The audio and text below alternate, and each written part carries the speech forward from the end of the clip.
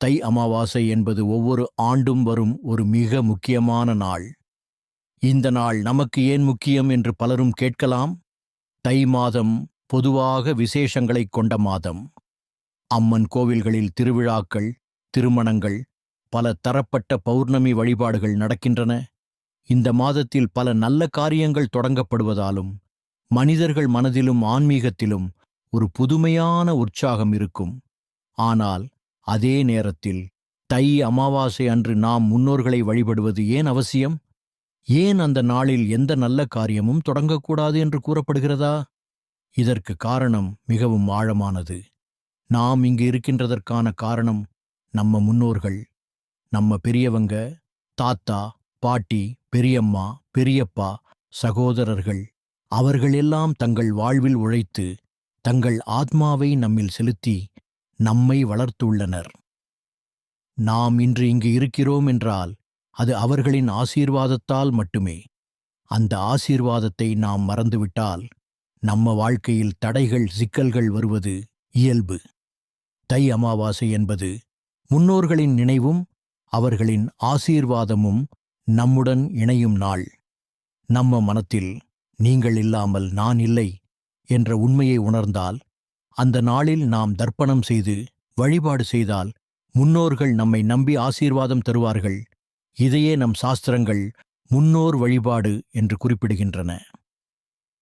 இந்நாளில் நாம் ஏற்கனவே உள்ள வழிபாடு முறையை பின்பற்றுவது மட்டுமல்ல, மனசாட்சியுடன், உணர்ச்சியுடன், மன்னிப்பு மனத்துடன், நன்றி மனத்துடன் செய்வதே முக்கியம். இந்த ஆண்டு தை அமாவாசை ஜனவரி 18, 2026 ஞாயிற்றுக்கிழமை வருகிறது. அந்த நாளில் அதிகாலை 1:20 அமாவாசை தொடங்கி ஜனவரி 19, அதாவது திங்கள் அதிகாலை 2:31 வரை நீடிக்கும். இந்த நேரத்தில் எஸ்பெஷலி காலை 6 முதல் மதியம் 12 வரை தர்ப்பணம் செய்வது மிக உகந்த நேரமாக கருதப்படுகிறது. ஏனெனில் மார்கழி மாதம் இரவு வழிபாடு அதிகமாக நடக்கும்போது தை மாதம் விடியற்காலையில் துவங்கும். சூரியன் உதயமான பிறகுதான் முன்னோர்களுக்கு தர்ப்பணம் செய்ய வேண்டும் என்பது நியதி. சூரிய வழிபாடு என்பது ஆதித்தனுடைய வழிபாடு. ஆதித்தன் உதயமான பிறகு முன்னோர்களுக்கு தர்ப்பணம் செய்வது மட்டுமே சரியான வழி என்று சொல்லுகிறது. நம் முன்னோர்களின் ஆசீர்வாதம் நமக்கு கிடைக்க அவர்களை நாம் நினைத்து அவர்களுக்கு உணவு, நீர், பொருட்கள், புகைதீபம், மணல், எள்ளு, பலம் போன்றவற்றை தர வேண்டும். இது ஒரு பாரம்பரிய வழிபாடு. நம் வாழ்க்கை நலமடைந்தால், நமக்கு ஆசீர்வாதம் கிடைத்தால் நாம் அதை நன்றி என சொல்ல வேண்டும். நாம் இங்கு இருக்கிறோம் என்றால் அது உங்களின் ஆசீர்வாதம் என்று நம்மால் சொல்ல வேண்டியது முக்கியம். அதுவே தை அமாவாசையின் உண்மையான அர்த்தம். இந்த நாளில் முன்னோர்களை வழிபடாமல் எந்த காரியத்தையும் செய்யக்கூடாது என்று கூறப்படுவது ஒரு சாதாரண ரீதியாக அமாவாசை என்ற காரணத்தால் அல்ல. அது முன்னோர்களின் நினைவு, அவர்களின் ஆசீர்வாதம், அவர்களின் மனம் என அனைத்தும் இந்த நாளில் நம்முடன் இருக்கும் என்பதற்காக. நம்மால் அவர்கள் மறக்கப்பட்டு போகக்கூடாது. ஒரு மனிதன் தன்னை உருவாக்கிய, வாழ வைத்த, வளர்த்த குடும்பத்தை மறந்துவிட்டால் அது மிக மோசமானது.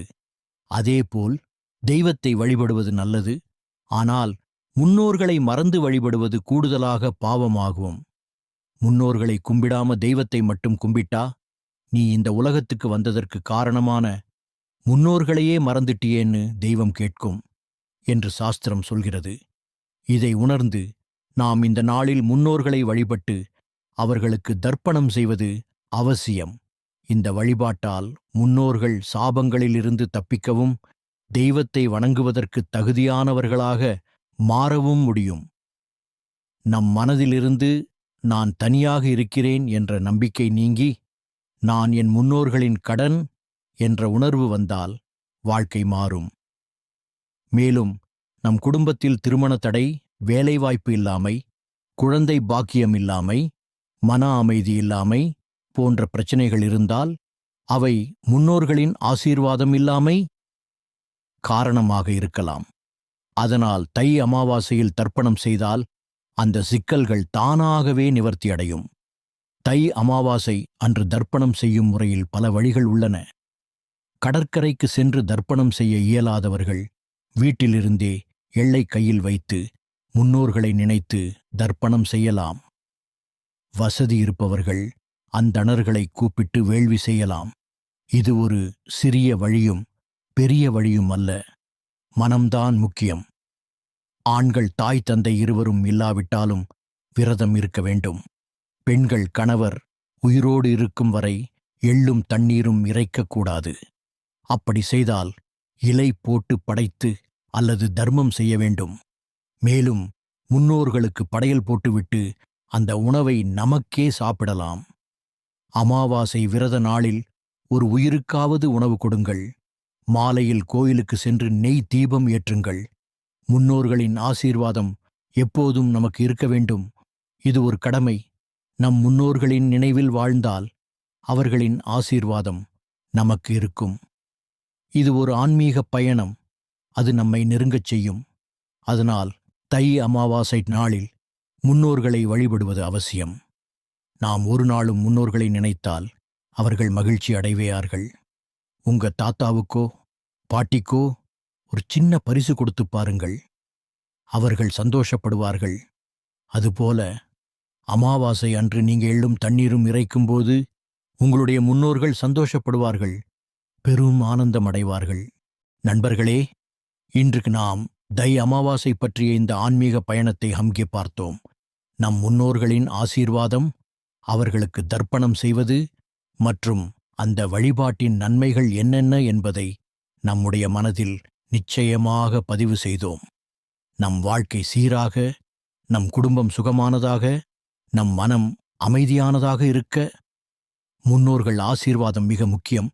இதனால் தை அமாவாசை நாளில் வழிபாடு செய்து அவர்களுக்கு நன்றி சொல்லுவது நம் கடமை. உங்கள் குடும்பத்துடன் இந்த நாளை மகிழ்ச்சியோடு செலவழித்து முன்னோர்களின் நினைவில் ஒரு சிறிய தர்ப்பணத்தை செய்தால் அவர்களின் ஆசீர்வாதம் நிச்சயம் உங்கள் மீது இருக்கும். இந்நாளின் தகவல்கள் உங்களுக்கு உதவியாக இருந்தால் டிகே மேஜிக் யூனிவர்ஸ் ஐ சப்ஸ்கிரைப் செய்து வீடியோவை லைக் மற்றும் ஷேர் செய்ய மறக்காதீர்கள். மேலும் உங்கள் கருத்துக்களை காமெண்டில் எழுதுங்கள். நான் அவற்றுக்கு பதில் சொல்லுவேன். அடுத்த வீடியோவில் மீண்டும் சந்திப்போம். நன்றி.